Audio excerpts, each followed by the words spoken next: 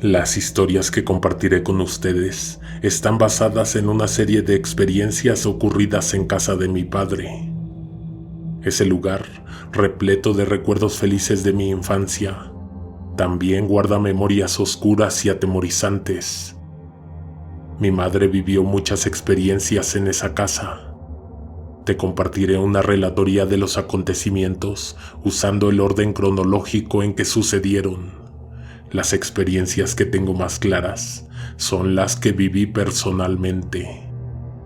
Comenzaré por contarte que cuando se creó el fraccionamiento, mi padre y uno de sus hermanos decidieron comprar sus terrenos en ese sitio.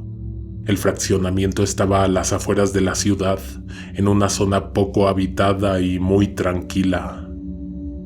Después de que fincaron el primer terreno, comenzaron la construcción de la primera casa. Durante 6 meses estuvieron visitando la obra, pero solo los fines de semana. Cuando terminaron de construir, mi tío le ofreció a mi padre que ocupáramos la casa mientras se construía la otra en el otro terreno. Esa otra casa jamás se construyó y terminamos comprando la casa de mi tío.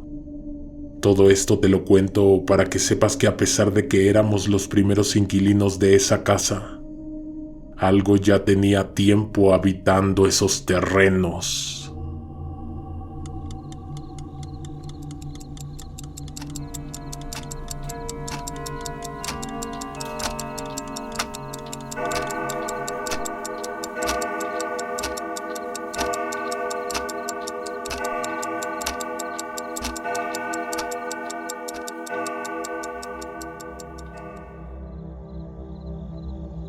Uno.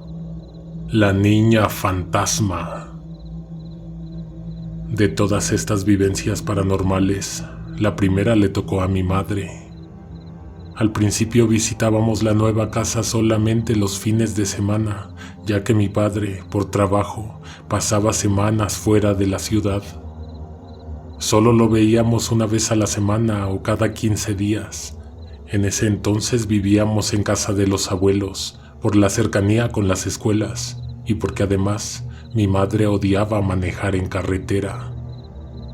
Aunque no era únicamente por eso, sino porque sabía que no todas las noches mi padre podría llegar a casa y por lo tanto estaríamos completamente solos en aquel lugar.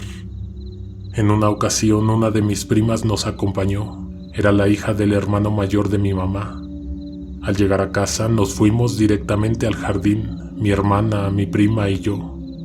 Mientras mi madre aprovechaba la tarde para limpiar la casa, miró por el rabillo del ojo a una niña. Había pasado corriendo a sus espaldas. La niña se metió en una de las recámaras de la casa. Mi madre pensó que habíamos sido alguno de nosotros y entonces dejó el quehacer y se fue siguiendo a la niña. Al revisar la última recámara, la vio de cerca.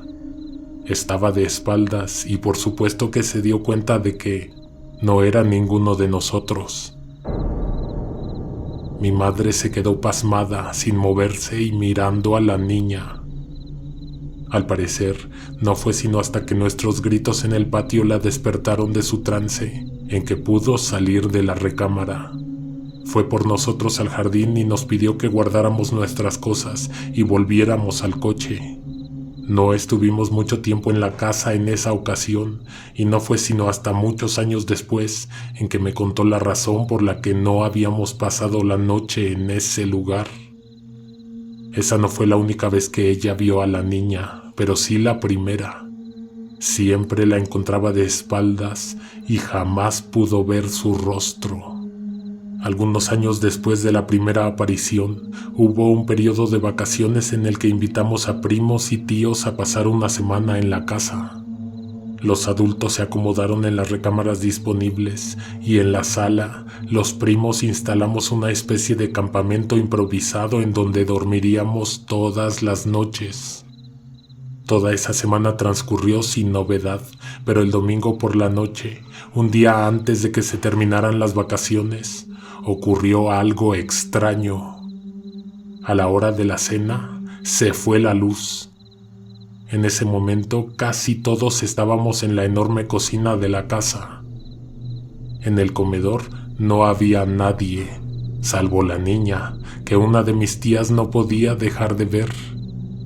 En ese entonces pensó que se trataba de mi hermana, pero mi madre sabía bien que en esa casa había una niña que se aparecía de espaldas, que nunca dejaba ver su cara. Mi hermana estaba en una de las recámaras, probablemente durmiendo.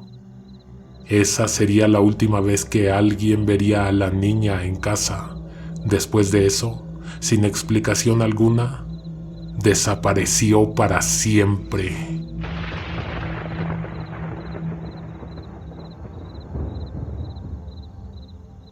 Dos. La casa del vecino. Nuestra casa no era el único escenario de los fenómenos paranormales. En mi calle, los vecinos decían que a los niños desobedientes se les aparecía una anciana que no tenía pies, que los regañaba por no hacer caso a sus padres, a pesar de que varios decían haberla visto. A mí me parecía solo un invento para asustarnos, pero quedó demostrado que no era mentira. Uno de los vecinos con los que me juntaba, el más chico de todos sus hermanos, me contó que mientras uno de los otros dormía en la sala de su casa, escuchó ruidos afuera, en la calle. Se trataba de una mujer que vestía de blanco y que le hacía señales para que saliera y fuera con ella. Sin embargo, esa no era la única aparición de la calle. Había una casa cuyos dueños intentaban siempre tener ocupada, pero terminaba abandonada por años. Hubo un tiempo en que llegó un matrimonio a vivir ahí. Tenían muchos problemas, discutían y peleaban durante horas. Esa era la casa que teníamos a un lado. El matrimonio no duró y volvió a estar desocupada, sin vidrios y sin cerradura en las puertas. De madrugada, podíamos escuchar los golpes que venían de sus paredes, golpes muy fuertes, con cierto ritmo. Eran golpes secos, como si algo muy pesado impactara la pared. A veces eran tan fuertes que hacían cimbrar los vidrios, los muros de nuestra casa. Todo esto a pesar de que las casas no estaban juntas, pared con pared. Había una cochera dividiéndolas. Varias veces escuchamos los golpes de madrugada. Cada que uno de mis padres gritaba para preguntar quién estaba haciendo el escándalo, los golpes se callaban unos momentos y luego continuaban. Esa casa permaneció sin vidrios, cerraduras ni protecciones por muchos años, pero no podríamos decir que era alguien vivo quien hacía esos ruidos. De eso estábamos seguros. Uno de los hermanos de mi madre, el menor, se enteró de los ruidos que producía la casa de al lado. Quiso investigar. En aquel entonces tendría aproximadamente 22 años. Mi tío pasó la noche en casa, esperando a que se manifestaran los golpes en la pared. En nuestra vivienda, mi padre tenía una réplica de la tizona del Cid Campeador. Era un objeto decorativo que había conseguido en un viaje. Una tizona es una espada pequeña. La hoja de la espada no tenía filo, pero la punta, usada con la fuerza indicada, podría causar una fuerte herida. En un momento de la noche, se escucharon los golpes. Mi tío salió de la casa. Llevaba en manos la tizona y un crucifijo. Creía estar listo para enfrentarse con lo que estuviera rondando la casa del vecino. La espada por si se trataba de un ser vivo, el crucifijo por si era un muerto. Al momento de asomarse al interior de la casa abandonada, encontró al velador haciendo su recorrido habitual.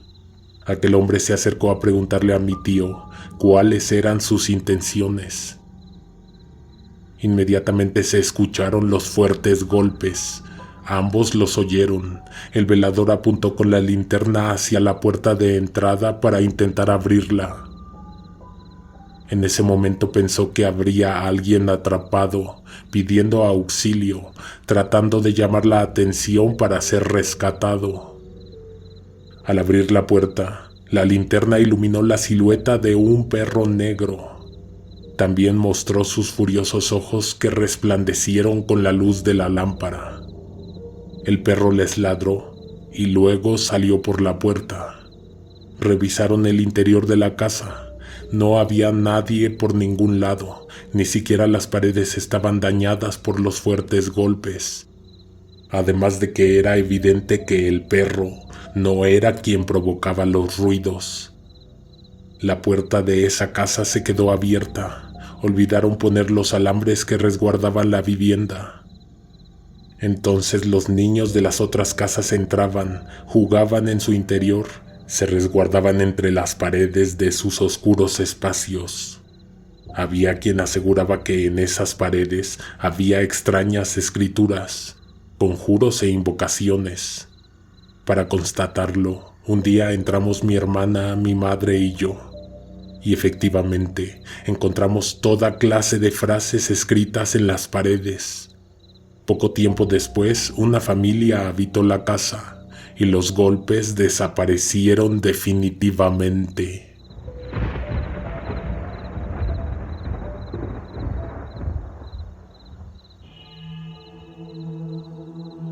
Tres. Verónica. La construcción de la casa incluía una chimenea. Todas las casas del fraccionamiento eran idénticas, probablemente por el frío intenso que se manifiesta en ciertas épocas del año. Muchas veces amanecíamos con temperaturas bajo cero, y por eso utilizábamos la chimenea con un doble sentido, para quemar papeles viejos y para calentar la casa. Además, así no dejábamos que las arañas, las avispas u otros insectos anidaran y taparan el tiro de la chimenea. Una gélida madrugada, mi madre bajó a la estancia. Helaba. Decidió lanzar unos papeles viejos a la chimenea, documentos sin valor. Al principio todo estaba tranquilo. Poco a poco aumentaba la temperatura en la casa, cuando de pronto mi madre sintió una presencia a sus espaldas. Era mi hermana. Estaba con la mirada perdida, parecía dormida.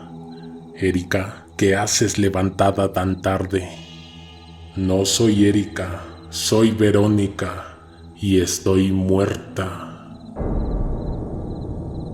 La voz que salía de su garganta ciertamente no era la voz de mi hermana. Nací en 1962 y fallecí en 1972, respondió mi hermana. Eso le provocó a mi madre escalofríos y un miedo inexplicable. Inmediatamente supo que había sido suficiente, apagó el fuego y llevó a mi hermana a dormir. Al día siguiente, mi madre recordó lo que había dicho mi hermana, le preguntó su nombre y su fecha de nacimiento.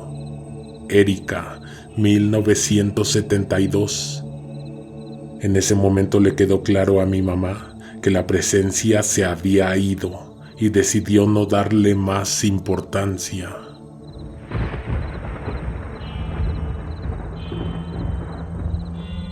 Cuatro. Alicia, la muñeca. Entre todos los juguetes que mi hermana tuvo, había una muñeca.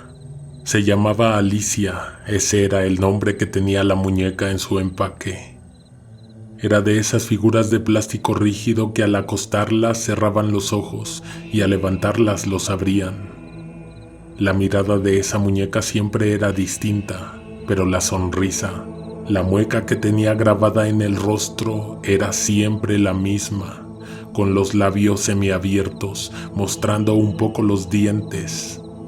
He buscado fotografías de esas muñecas para describir la expresión que la muñeca de mi hermana tenía en su carita de plástico.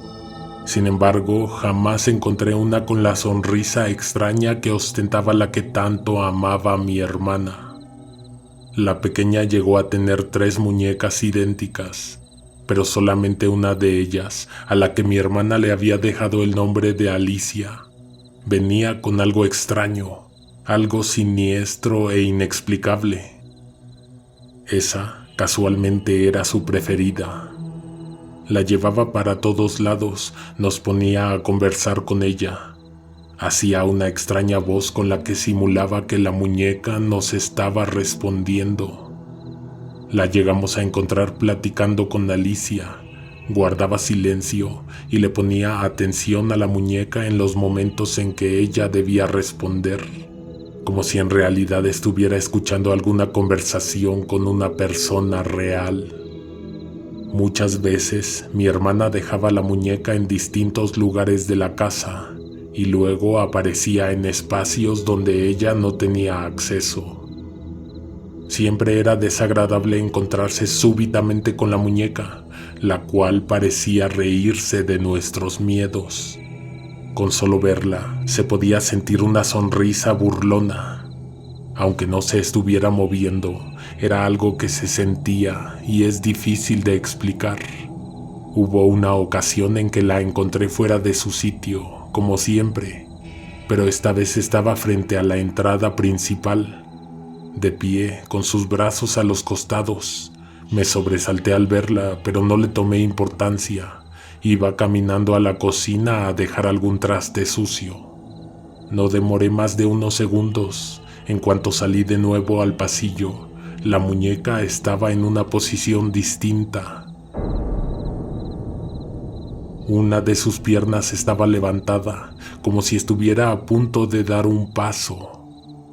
Ver eso me asustó y solo se me ocurrió tomarla con cuidado y devolverla al cuarto de los juguetes, pero por mucho tiempo me quedé pensando en cómo era que no se había caído la muñeca si súbitamente había levantado una de sus piernas. A mi madre también le dio dolores de cabeza a esa muñeca, tanto así que varias veces intentó deshacerse de ella, pero siempre había algo que lo impedía. Las primeras veces, con la muñeca dentro de la bolsa de basura, aparecía mi hermana y la rescataba. Después empezó a hacerlo con más cuidado, tirándola dentro de las bolsas negras. Pero después de un rato, encontraba que la muñeca seguía en la casa. En esos casos, mi madre la encontraba en alguna parte donde no debería estar, con esa sonrisa burlona que le caracterizaba. La muñeca nunca se pudo ir de la casa, pero hubo un momento en que esos sucesos alrededor del espantoso juguete de mi hermana dieron un vuelco inesperado. Una de todas las recámaras de la casa se había convertido en un estudio. Ahí había un librero con pesadas repisas de madera. Ese mueble estaba enganchado a la pared. En un momento el librero se venció y se precipitó hacia el suelo. Esa pared presentaba un alto grado de humedad, ya que el vecino regaba su jardín con aspersores y a diario se humedecía. El peso de todos los libros y los trozos de madera hizo que en un estruendo todo se desplomara hacia el suelo. Por varios meses, esa habitación quedó como una zona de desastre. Pero al momento en que quitamos los libros, encontramos a la espantosa muñeca Alicia, decapitada. Una tabla le había arrancado la cabeza. El espectáculo era espantoso, parecía la escena de un crimen, y de hecho, cuando fuimos a desecharla al tiradero, el ambiente en el coche se sentía muy denso. Mi madre coincidió conmigo. Parecía que llevábamos un muerto en la cajuela.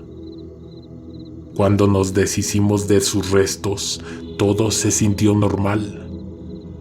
El incidente del librero ocurrió una semana después de que mis primos estuvieron de visita en la casa. En ese lugar se habían quedado a dormir una de mis tías con sus hijos. Fue un alivio que esto no sucediera cuando estaban las visitas. El enorme peso del librero definitivamente hubiera sido mortal para alguno de los pequeños.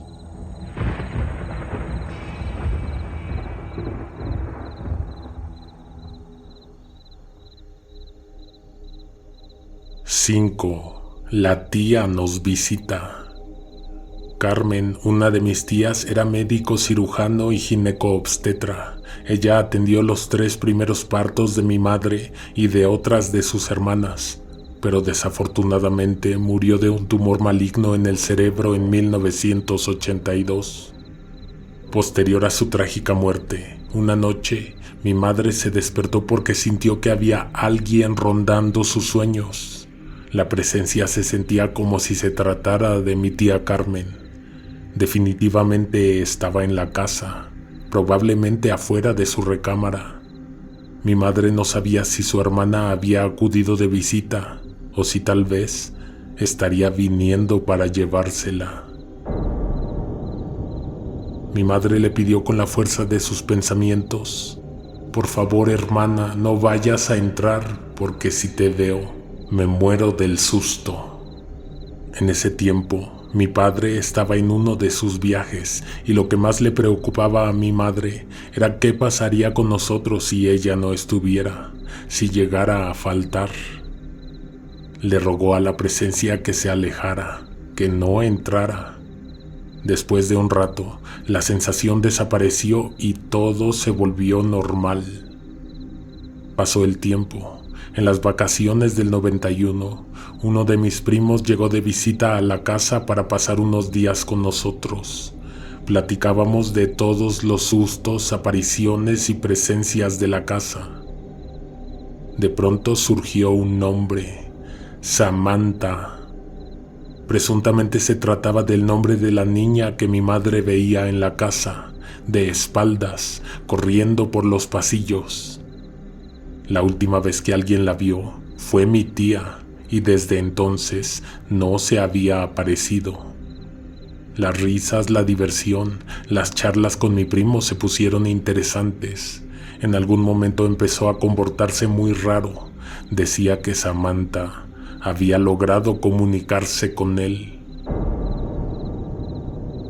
Dijo que la niña estaba sepultada en la casa, exactamente en el baño de atrás, ese baño que al fondo tiene un pasillo secundario que conecta el corredor principal de la casa, el cual va de la estancia a las recámaras.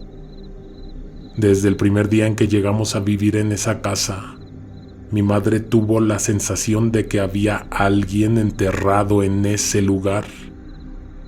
No solo era una simple idea que pasaba por su mente. Mi madre tenía vívidos sueños relacionados con la regadera de ese baño. Ahí veía que los albañiles que construyeron la casa se peleaban al calor de los tragos. Vio también en sus sueños que estos hombres mataron a uno de sus compañeros, enterrándolo en la construcción. No pasaba de ser un simple sueño, uno muy extraño por cierto, pero no quedaba muy claro por qué tantas personas tenían la misma idea. Una tarde recibimos la visita de una prima, su hermano y su mamá.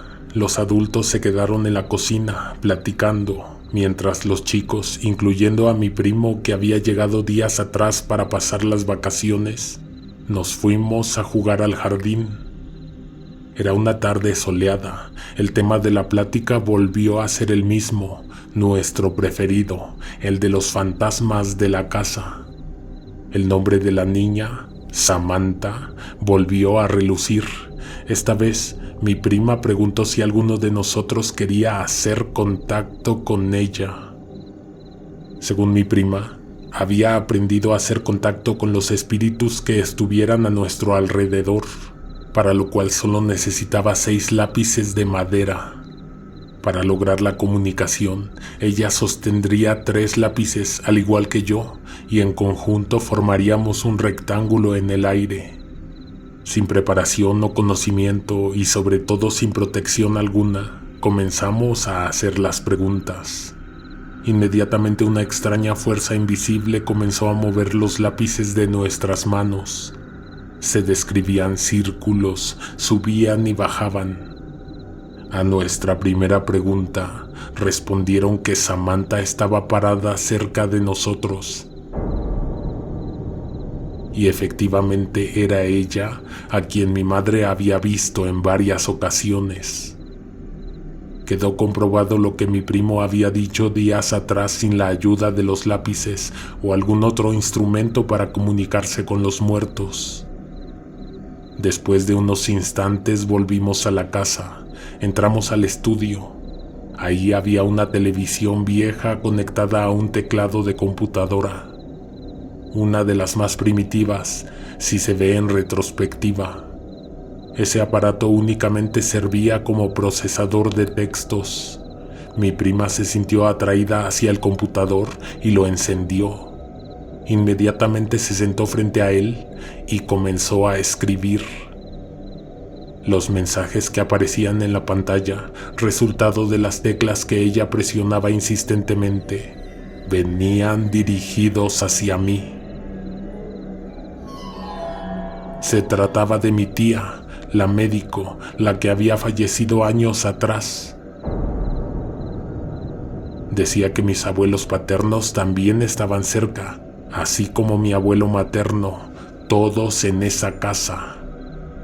La mayoría de los mensajes eran similares. Antes de decir que nos querían mucho, nos pidieron que dejáramos de intentar comunicarnos con los muertos. Las advertencias eran muy claras. Era bastante peligroso lo que estábamos haciendo. Bajo ninguna circunstancia debía repetirse.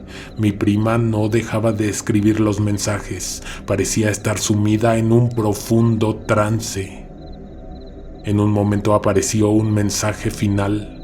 Los muertos que habían hablado con nosotros no querían que le dijéramos a mi prima, la que estaba frente al computador, nada de lo que había sucedido. La comunicación se terminó y la joven volvió en sí. Dijo que aún permanecía la voz de la niña Samantha y que ella le estaba diciendo en secreto que teníamos algo que decirle. Mi prima empezó a preguntar insistentemente. A pesar de que fue ella quien escribió los mensajes, auténticamente parecía que no tenía idea de lo que había tecleado en el computador. Seguía preguntando, pero nosotros no queríamos desobedecer lo que nos habían pedido insistentemente los muertos, que no le dijéramos nada a ella. A final de cuentas terminamos confesando lo que había sucedido mientras ella estaba atrapada en aquel trance. Cuando lo hicimos, ya estábamos en mi recámara, escondidos, con todas las luces encendidas. En cuanto le dijimos lo que pasó, las luces cambiaron su intensidad, parpadeaban, se hacían más luminosas y de repente más tenues. Alguien estaría intentando evitar que dijéramos lo que nos habían prohibido decir. Solo eso se nos vino a la mente. De pronto, no solo las luces, sino también algo sucedió con la puerta. Oímos que se abrió despacio, sin que se moviera la manija. Se aperturó hasta unos 45 grados. No se veía a alguien afuera de la recámara. Entonces se volvió a cerrar. Parecía que alguien se había asomado únicamente a la habitación a ver quién estaba, pero se trataba de una presencia invisible. El ambiente en la casa se torció, se volvió incómodo e insoportable. El asunto con las luces en la casa podría haberse tratado de un fallo en la instalación, pero no podíamos dejar de sentir que estábamos rodeados por algo que convertía el ambiente en una cosa muy densa. A final de cuentas, esa era mi casa y no podía hacer mucho para no estar ahí. Después de eso, me quedé muchas veces a solas, disfrutando la tranquilidad, haciendo mis cosas, viendo la televisión. Un fin de semana, mientras mis padres salieron a hacer el mandado, me puse a ver el fútbol en mi recámara. Justo en el momento en que mis padres volvieron, salí a la cocina para tirar la basura de una bolsa de frituras que justo me había terminado. Las luces ya estaban encendidas y mis padres habían guardado el vehículo al interior de la cochera. Salí de la cocina para ayudarles con las compras. En ese momento mi madre me preguntó si había invitado a alguien a la casa. Yo estaba completamente solo hasta que ellos llegaron, pero mi madre vio que cuando entré a la cocina, tras de mí venía caminando un joven mucho más alto que yo. Ella pensó que se trataba de uno de mis amigos. Entramos a la cocina juntos y verificamos que no había nadie más en la casa.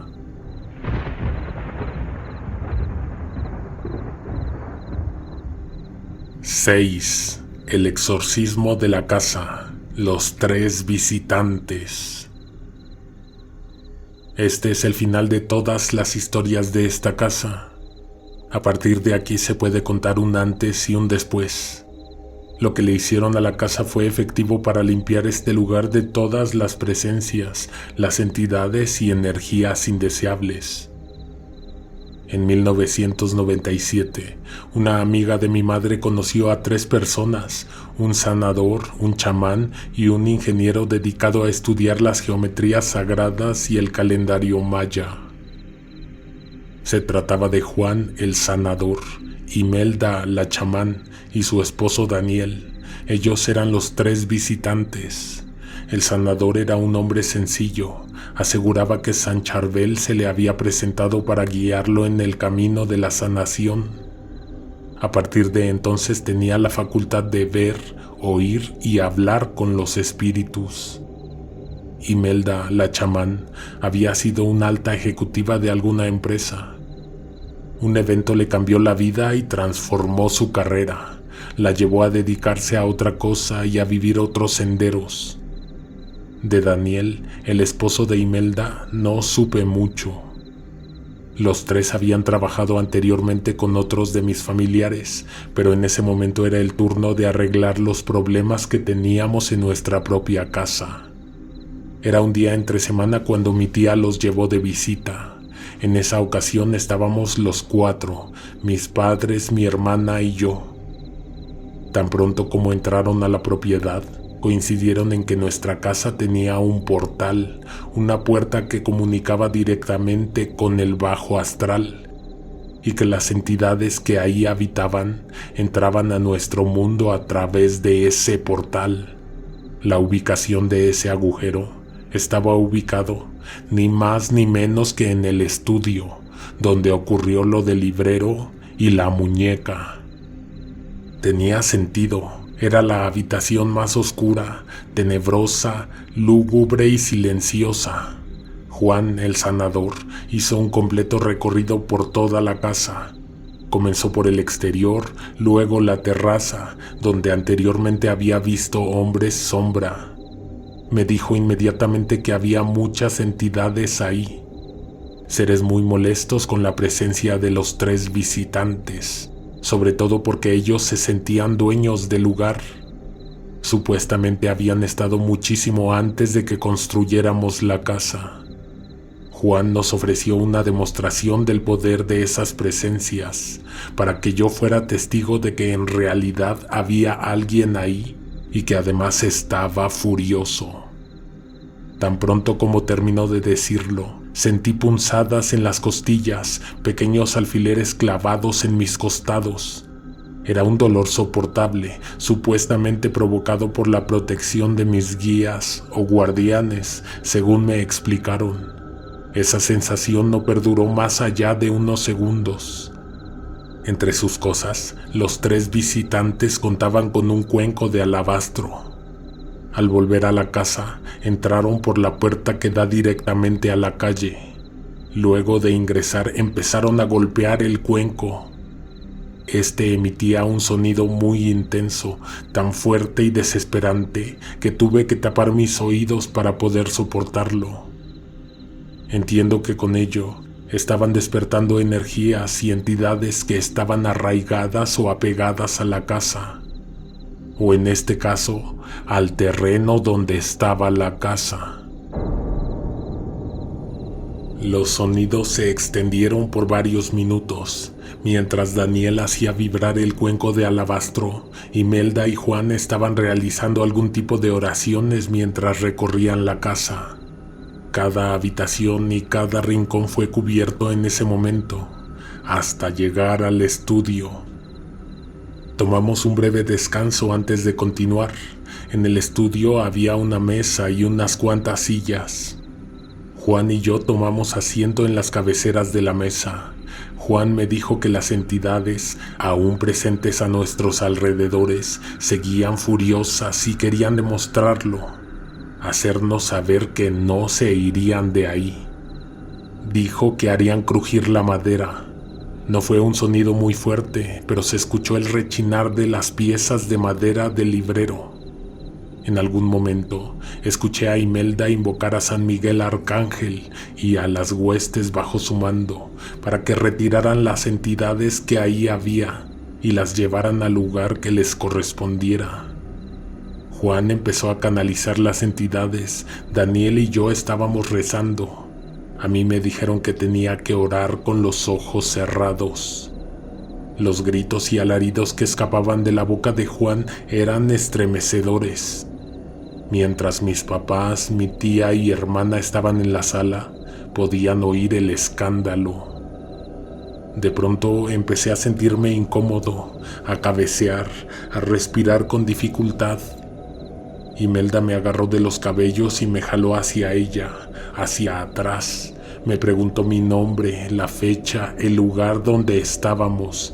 Quería comprobar que realmente se tratara de mí y no de algo que se hubiese metido a mi cuerpo. Instintivamente, llevé las palmas al frente, hacia Juan, mientras yo seguía rezando con los ojos cerrados. En un momento sentí una fuerza en mis manos. Sin abrir los ojos, vi que la energía salía de mis palmas y se dirigía a Juan. Al parecer, directamente hacia su corazón. Se hizo silencio. Juan estaba bañado en sudor, exhausto, agotado y al borde del colapso. Tenía la piel enrojecida y las venas hinchadas. Todo había terminado por aquel momento. Las entidades supuestamente fueron desterradas y el portal quedó cerrado. Yo estaba estupefacto por lo que había vivido frente a ellos. Le pregunté a Imelda por el significado de la luz que salió de mis manos. Me dijo que era una protección y que ella también había sentido el impulso de cubrir su corazón también, pues esas entidades no se querían ir. O no se querían ir sin llevarse algo. En este caso, a Juan. Lo extraño es que esa luz la había podido ver con los ojos cerrados. Los 3 visitantes habían terminado su labor, tomaron sus cosas y se retiraron. Ese exorcismo a la casa cambió nuestra manera de vivir. A veces siguen ocurriendo cosas, pero no tan graves o evidentes como antes. Tan solo pequeños ruidos o cosas mínimas. La paz y la tranquilidad se pudieron respirar por primera vez en mucho tiempo.